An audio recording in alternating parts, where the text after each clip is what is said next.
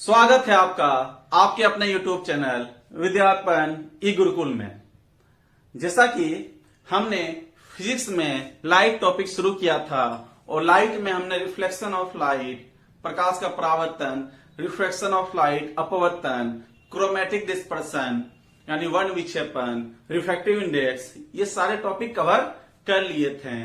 इसके बाद आज हम शुरू करेंगे टोटल इंटरनल रिफ्लेक्शन, पूर्ण आंतरिक परावर्तन। यदि आपने पिछले वीडियो को नहीं देखा है तो डिस्क्रिप्शन बॉक्स में लिंक दे दिया गया है, वहां से जाकर जरूर देखें, क्योंकि अगर वो चीज आपको क्लियर होगा तो इसे समझना आपके लिए काफी आसान हो जाएगा। तो चलिए आगे बढ़ते हैं। टोटल इंटरनल रिफ्लेक्शन से जो क्वेश्चन पूछे जाते हैं, दो सेक्शन होते हैं, एक तो थ्योरी पोर्शन और एक एप्लीकेशन। मैक्सिमम स्टूडेंट क्या करते हैं, कोई एप्लीकेशन को तो ध्यान रख लेते हैं और थ्योरी पोर्शन में जाके वो गलतियां कर देते हैं। जैसे कि एप्लीकेशन में optical fibre, sparkling of diamond, हीरे का चमकना due to total internal reflection, ठीक है। तो इस तरह की चीजों को करते हैं, लेकिन हम पहले थ्योरी पोर्शन को बिल्कुल डिटेल में एनालिसिस करेंगे, उसके बाद उसके एप्लीकेशन में जाएंगे। तो चलिए शुरू करते हैं। सपोज कीजिए ये जो है पोर्शन, ये डायमंड है, काफी बड़ी है। सपोज करें कि ये डायमंड है, ठीक है। तो डायमंड में एक पॉइंट है, यहां पे रे ऑफ लाइट आ रही है, प्रकाश की किरणें आएंगी बाहर से। तो इस पॉइंट पे उस प्रकाश की किरण के साथ, रे ऑफ लाइट के साथ क्या क्या होगा, क्या क्या फेनोमेनन होगा, ये हमें देखना है। और इस तरह के पॉइंट डायमंड के अंदर हजारों लाखों की संख्या में हैं। तो जिस तरह की घटना यहां होगी, सभी पॉइंट्स पे सेम फेनोमेनन होगा, ठीक है। तो हम शुरू करते हैं। रे ऑफ लाइट आई, ठीक है। मानिए एक को मेरा नाम है ए, ये सीधी गई नॉर्मली, तो यहां मीडियम चेंज हुआ, डायमंड डेंसर है और ये एयर है। एयर हो, वाटर हो, वैक्यूम हो, कुछ भी हो, ये रेयर है और डायमंड डेंसर है। तो मीडियम चेंज हुई, लेकिन यहां पे ये सीधी निकल जाएगी क्योंकि ये नॉर्मली गिर रही है। आपने देखा होगा रिफ्रैक्शन ऑफ लाइट में आपको बताया गया था, दो मीडियम है, एयर वाटर, रे of light I, medium change हुई, ये टुवार्ड्स नॉर्मल चले गई। लेकिन जो सीधी जाती है, नॉर्मली गिरती है सरफेस पर, वो सीधी निकल जाती है। यहां पे काफी अच्छा कंसेप्ट है आपके सामने। स्नेल्स लॉ आपको बताया गया था, sine I upon sine R equal to, हमने μ2 बताया था। μ2 क्या था, μ2 बाई μ1, इससे डिटेल में बताया गया था। ये आपका आपतन कोण है, एंगल ऑफ इंसिडेंस, और ये है एंगल ऑफ रिफ्रैक्शन यानी कि अपवर्तन कोण। तो स्नेल्स लॉ क्या हर केस में एप्लीकेबल होता है? तो इसका आंसर है नहीं। इसका एक एक्सेप्शन है। स्नेल का नियम एक केस में एप्लीकेबल नहीं है, जब रे ऑफ लाइट किसी सरफेस पे नॉर्मली इंसिडेंट होती है, मतलब वो लंबवत गिरती है। उसमें क्या होता है, अगर ये सीधी गिरेगी तो आपतन कोण क्या होगा, जीरो। सीधी गिरेगी तो एंगल ऑफ इंसिडेंस जीरो और एंगल ऑफ रिफ्रैक्शन भी जीरो। ये सीधी निकल गई तो साइन आई, इसका मतलब साइन जीरो और साइन 0 डिग्री। साइन 0 डिग्री भी जीरो होती है, आपको ये बात पता है। तो 0/0 क्या होती है, ये अनडिफाइंड होती है, अपरिभाषित होती है। इसका मतलब स्नेल्स लॉ इस केस में एप्लीकेबल नहीं होता है। और ये एक ऐसा क्वेश्चन है ना जिससे कि अगर एग्जाम में पूछा जाता है तो मैक्सिमम स्टूडेंट इससे गलती करके आ जाते हैं। तो ये आपसे नहीं होना चाहिए। चलिए वापस इस तरफ आते हैं। वैसे तो साइंस, फिजिक्स, कुछ भी हो, किसी भी सब्जेक्ट का कोई अंत नहीं है, लेकिन आपको यह भी ध्यान रखना है कि कंपटीशन में आपके किस लेवल के क्वेश्चन पूछे जाएंगे वो जितने पूछे जाएंगे मैं उससे आपको 2 लेवल ज्यादा ही करा दूंगा, ठीक है। तो इसके लिए आप निश्चिंत रहें बिल्कुल। तो आते हैं, तो इस रे ऑफ लाइट को नाम दिया ए, ये सीधे निकल गई। एक प्रकाश किरण बी, इसको नाम दिया, ये गई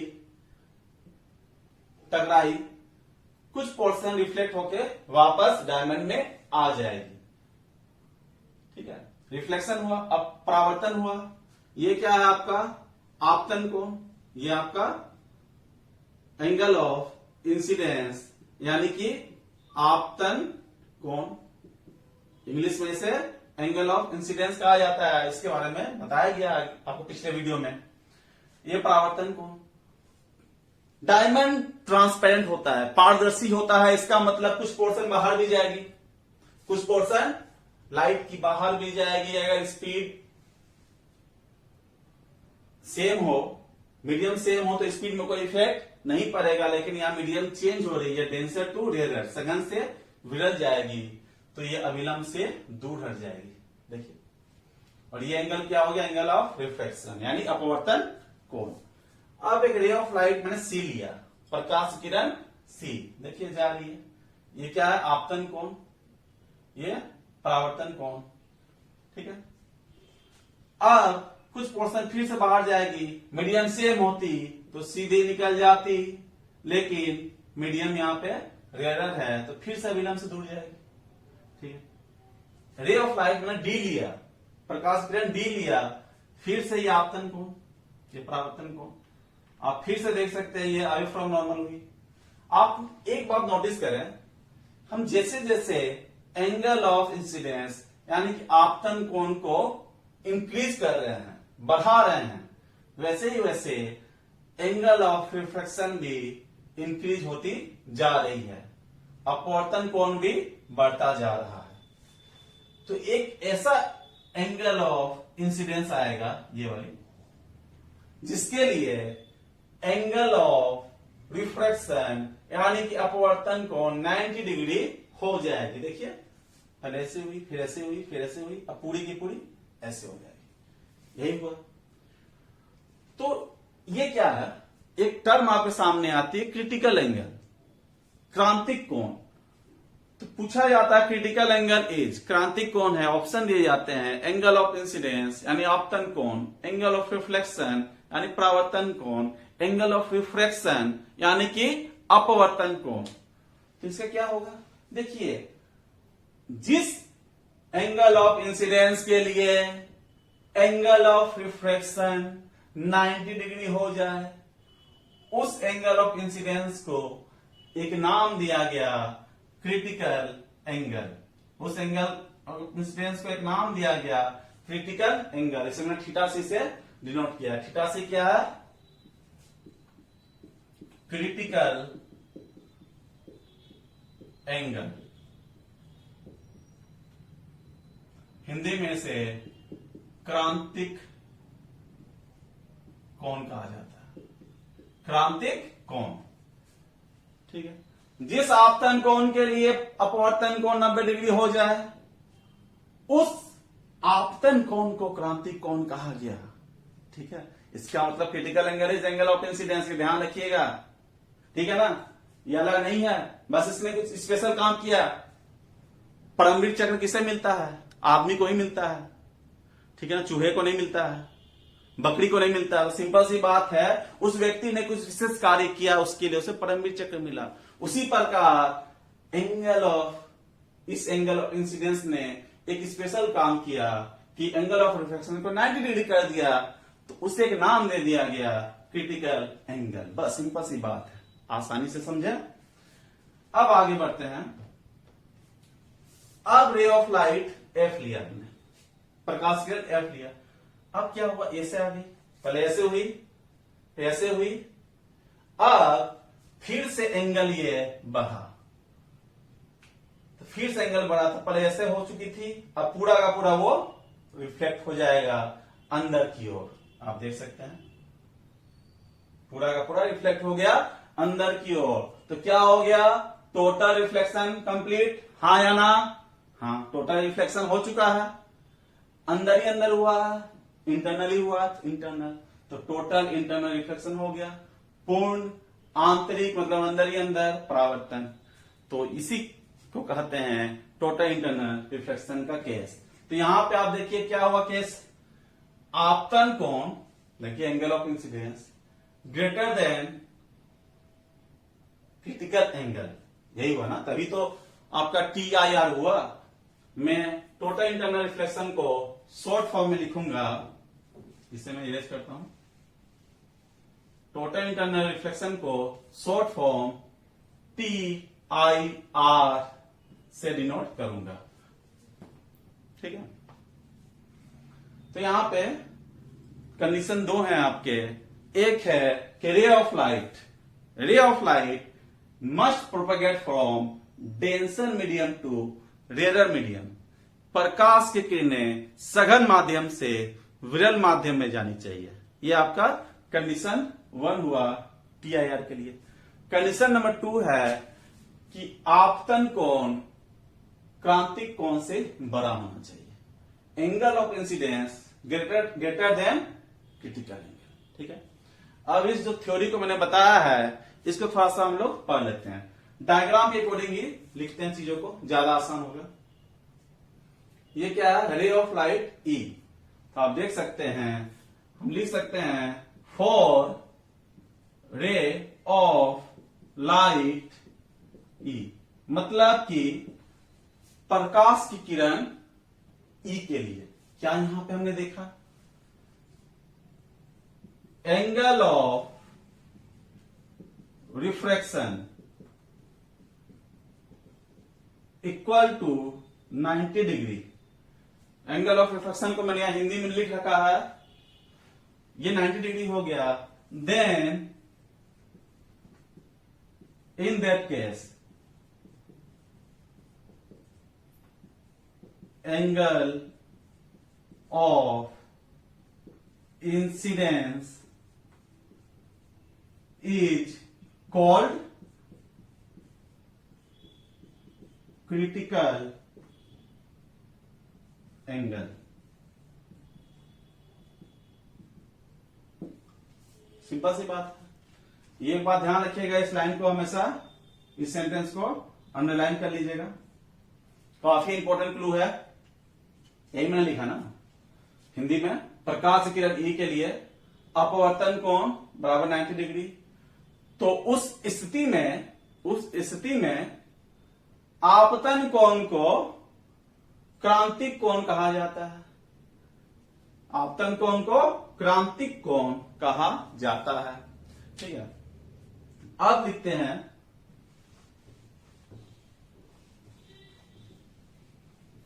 एक क्वेश्चन, तो यहां से आ गया आपके थ्योरी पोर्शन का। अब प्रकाश की किरण F के लिए, प्रकाश की किरण F के लिए यहां पे क्या है,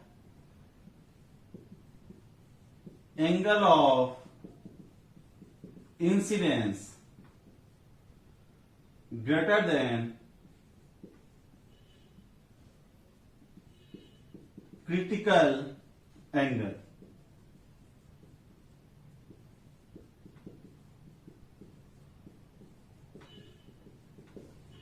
प्रकाश के F के लिए आपतन कोण, हिंदी में आपतन कोण ग्रेटर देन क्रांतिक कोण, यही हुआ ना।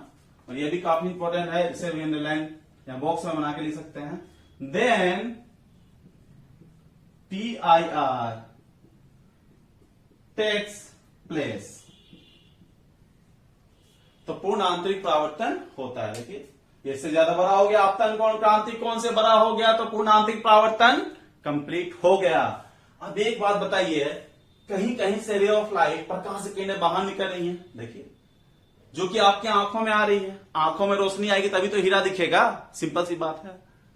तो कहीं कहीं से ये बाहर निकल रही है, लेकिन मैक्सिमम जगह क्या हो रहा है, यही अंदर ही अंदर रे ऑफ लाइट घूमते जा रही और हीरा चमकना शुरू हो गया, स्पार्कलिंग ऑफ डायमंड।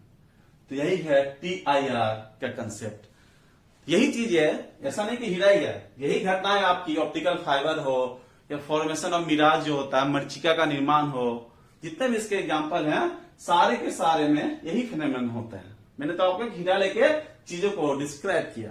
तो उम्मीद है आपको ये आसानी से समझ में आ गया होगा।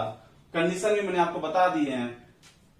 एक कंडीशन ये था, दूसरा कंडीशन था कि टेंसर टू रेयर मीडियम में जानी चाहिए। तो यहां से थ्योरी पोर्शन से आपके 3 क्वेश्चन आसानी से हो गए। एक ये, एक दूसरा कंडीशन टेंसर टू रेयर, और एक आपका हो गया क्रिटिकल एंगल। कौन सा एंगल होता है? तो एंगल ऑफ इंसिडेंस। अब इसके एप्लीकेशन सेक्शन की तरफ हम आगे बढ़ते हैं। तो अब पूर्ण आंतरिक परावर्तन का एग्जाम्पल नंबर 1 है स्पार्कलिंग ऑफ डायमंड, हीरे का चमकना। तो पूछा जाएगा sparkling of diamond is due to, 4 option दिए जाएंगे, total internal reflection, chromatic dispersion, और भी आपके दिए जाएंगे। तो आंसर क्या होगा? टोटल इंटरनल रिफ्लेक्शन, यानी पूर्ण आंतरिक परावर्तन। इसके बाद formation of mirage and looming, मरीचिका का निर्माण किसका उदाहरण है? तो उसका भी आंसर हो जाएगा पूर्ण आंतरिक परावर्तन। आपके 4 ऑप्शन दिए होंगे, उसमें एक ऑप्शन TIR यानी टोटल इंटरनल रिफ्लेक्शन जरूर होगा। आपको मैं बता दूं मिराज क्या होता है। सिंपली रेगिस्तान में, डिजर्ट एरिया में आपने देखा होगा कि दूर से लगता है कि पानी जमा है, पानी जमा है, पास जाने पर कुछ नहीं होता है। कई बार गर्मी के दिनों में पक्के सड़कों में भी आपने देखा होगा कि दूर से लगती है कि वाटर है, पास जाते हैं तो कुछ भी नहीं होता है। उसे ही हम मिराज यानी कि मरीचिका कहते हैं। जब ठंडे प्रदेशों में इस तरह की घटनाएं होती हैं तो उसे ही लूमिंग कह दिया जाता है। एक बात ध्यान रखेंगे, हिंदी मीडियम वाले भी इंग्लिश शब्द को जरूर ध्यान रखें। कई बार इसे ही हिंदी में इस तरीके से लिख के दे दिया जाता है, और मरीचिका को मृग तृष्णा भी कहा जाता है। इसके बाद 3rd नंबर एग्जांपल है पूर्ण आंतरिक परावर्तन का ऑप्टिकल फाइबर यानी फाइबर ऑप्टिक्स। फाइबर ऑप्टिक्स आपने देखा होगा, जैसे कि कई बार आपने देखा होगा कि इस तरह के गिफ्ट शॉप में आप जाते हैं, गिफ्ट के दुकानों में, तो इस तरह के आपके गुलदस्ते टाइप के, आपको तो पता ही है कि चित्र कितना अच्छे बनते हैं, ठीक है। बिल्कुल थिन पाइप टाइप की बनी होती है, ट्रांसपेरेंट होती है, और ये इसमें काफी लाइट्स इससे निकलती है, ये काफी चमकने लगता है। लोग डेकोरेशन के लिए, खूबसूरती के लिए इसका इस्तेमाल करते हैं। बिल्कुल काफी ज्यादा लाइट इससे निकलने लगती है, और पतली पतली एकदम वो पाइप टाइप के होते हैं। वो एक्चुअली में ऑप्टिकल फाइबर ही होते हैं। हालांकि ऑप्टिकल फाइबर की यूज भी आपसे पूछे जाते हैं, लेकिन यूज में सजावट के लिए ये नहीं पूछा जाता। तो इसके यूज में आता है कम्युनिकेशन सिस्टम। आपने देखा होगा ब्रॉडबैंड वगैरह का जो इस्तेमाल होता है, तो उसमें जमीन के नीचे वायर बिछाए जाते हैं, तो ऑप्टिकल फाइबर ही होता है। आज भी ऑप्टिकल फाइबर कम्युनिकेशन का सबसे एडवांस टेक्नोलॉजी है। वायरलेस के रिस्पेक्ट में काफी एडवांस भी है, और बिल्कुल भी उसमें रेडिएशन नहीं होता है। अब आगे बढ़ते हैं एंडोस्कोपी। एंडोस्कोपी में भी ऑप्टिकल फाइबर का ही इस्तेमाल करते हैं। एंडोस्कोपी में आपके इंटरनल ऑर्गन की जांच के लिए इसका इस्तेमाल किया जाता है। लेजर ट्रीटमेंट के लिए भी ऑप्टिकल फाइबर का ही इस्तेमाल किया जाता है। तो हमने टोटल इंटरनल रिफ्लेक्शन के 3 एग्जांपल देखे हैं, और ऑप्टिकल फाइबर के 3 यूज देखें। इसके बाद पूर्ण आंतरिक परावर्तन का 4th नंबर एग्जांपल है। मैं आपको एक चीज बता दूं, मिराज में होता क्या एक्चुअली, रेगिस्तान में बालू होते हैं, सैंड होते हैं, और वो बहुत ही जल्दी गर्म हो जाती है। Sand is good conductor of heat, उष्मा का अच्छा सुचालक होता है बालू। रेत की बात कर रहे हैं, तो सपोज कीजिए ये रेत है, ये आपकी सैंड है, रेत, ठीक है। ये गर्म जल्दी होगी, दिन के समय गर्म जल्दी होगी, तो ये अपने पास की एयर को, अपने आसपास की एयर को, हवा को गर्म कर देगी, और गर्म हवा हल्की होती है, वो हल्की होके ऊपर की ओर उठ जाएगी। गर्म हवा हल्की होगी और ये ऊपर की ओर चली जाएगी। तो इसका स्थान लेने के लिए कौन आएगी? ठंडी हवा। इसका स्थान लेने के लिए ठंडी हवा आएगी, कोल्ड एयर आएगी। और ठंडी हवा ज्यादा डेंसर है, ये ज्यादा डेंसर है। और आपका आंख कहां है? यहां पे आपका आई है। ठीक है, तो देखिए आप जो इस रेत को देख रहे हैं, सेंड को देख रहे हैं, तो कहां से लाइट आ रही है? डेंसर टू रेयर, सघन माध्यम से विरल माध्यम में। तो यही इसका कंडीशन भी था, इसीलिए वो हमें चमकता हुआ दिखता है। हालांकि आपसे सिंपल यही पूछा जाएगा कि किस कारण चमकता है, total internal reflection. Theory portion में इतना डीप में वो नहीं जाएगा। Sparkling of partially cracked glass, कांच में आई दरार का चमकना। आपने एक पत्थर लिया, एक कांच पे दे मारा, सीधी सी बात है। तो कांच टूटी नहीं, हल्की सी उसमें दरार आ गई, जिससे कि सिंपली भाषा में चटकना भी कहते हैं, वो चटक गई। तो वो पोर्शन जहां दरार आई थी, जहां क्रैक हुआ था, वो काफी चमकने लगता है। तो उसका भी कारण TIR यानी टोटल इंटरनल रिफ्लेक्शन ही है, क्योंकि जहां दरार आई वहां पे एयर चली गई। एयर क्या है? रेयर मीडियम यानी कि विरल माध्यम, और कांच यानी गिलास क्या है? सघन माध्यम। तो फिर से सघन माध्यम से विरल माध्यम में वो चमकता हुआ आपको दिखता है। उसके बाद आपने देखा होगा पानी है, पानी में जो एयर बबल्स होते हैं, बबल्स निकलते हैं, बुलबुले निकलते हैं हवा के, वो भी काफी चमकता हुआ नजर आता है। उसका भी कारण है पूर्ण आंतरिक परावर्तन। इसको हम लोग और थोड़ा डिटेल में देखते हैं।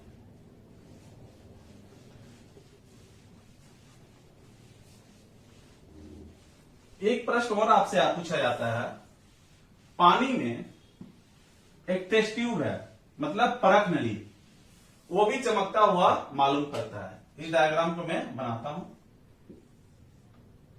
This is water. आपने एक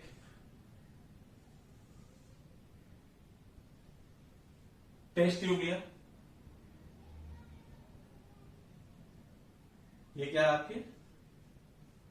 टेस्ट ट्यूब। चित्र समझने का सबसे आसान तरीका होता है परख नली। ये आपकी वाटर। हमने यहां पे एक काम किया कि परख नली में जो पानी, टेस्ट ट्यूब के कुछ पोर्शन में मैंने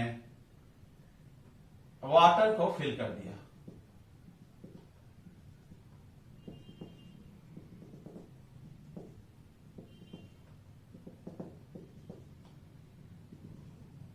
ठीक है, और टेस्ट ट्यूब का कुछ पोर्शन को में हमने पानी नहीं भरा।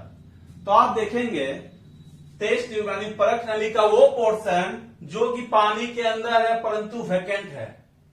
परख नली का वो हिस्सा जो पानी के अंदर है परंतु वो खाली है, वो पोर्शन चमकने लगता है। हल्का सा हमें इंक्लाइन रूप में इसे पानी के अंदर डालना है। तो टेस्ट ट्यूब का वो पोर्शन जो कि पानी के अंदर है परंतु वैकेंट है, वो चमकने लगता है। ये नहीं चमकेगा जो कि पानी के अंदर है परंतु पहले से उसमें वाटर फिल है, वो नहीं चमकेगा। चमकेगा कौन? जो वैकेंट है परंतु पानी के अंदर है, ये भी नहीं चमकेगा। ठीक है ना।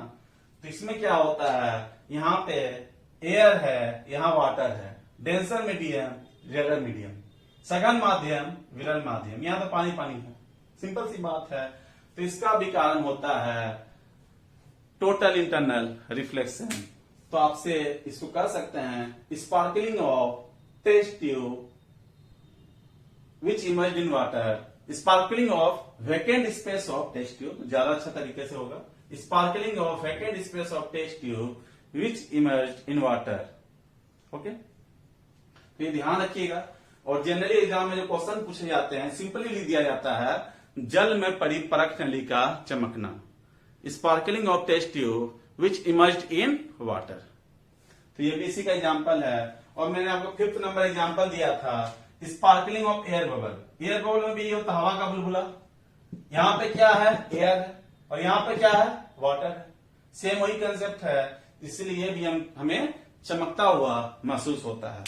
तो आज हमने टोटल इंटरनल रिफ्लेक्शन का जो भी कंसेप्ट था और इसके जो भी एग्जाम्पल थे वो हमने सारे कंप्लीट कर लिए हैं। तो आज की क्लास में इतना ही। इसके बाद हम लोग नए टॉपिक के साथ आएंगे। यदि आपको ये वीडियो पसंद आ रहा हो तो कमेंट बॉक्स में जरूर लिखें, और कोई भी डाउट हो तो आप कमेंट बॉक्स में आसानी से पूछ सकते हैं। तो अब एक बात और, आप लोग रिवाइज जरूर करें। उम्मीद है कर भी रहे होंगे और आप लोग पढ़ाई में मजा भी आ रहा होगा। डिटेल जरूर जा रही है, लेकिन डिटेल का फायदा ये होगा कि एग्जाम में जब आप बैठेंगे तो एक भी क्वेश्चन आपके रडार से बाहर नहीं जाएंगे, और यही हमारा लक्ष्य भी है। यदि आपको वीडियो पसंद आ रहा हो तो लाइक करें, सब्सक्राइब करें और अपने दोस्तों के बीच शेयर करें।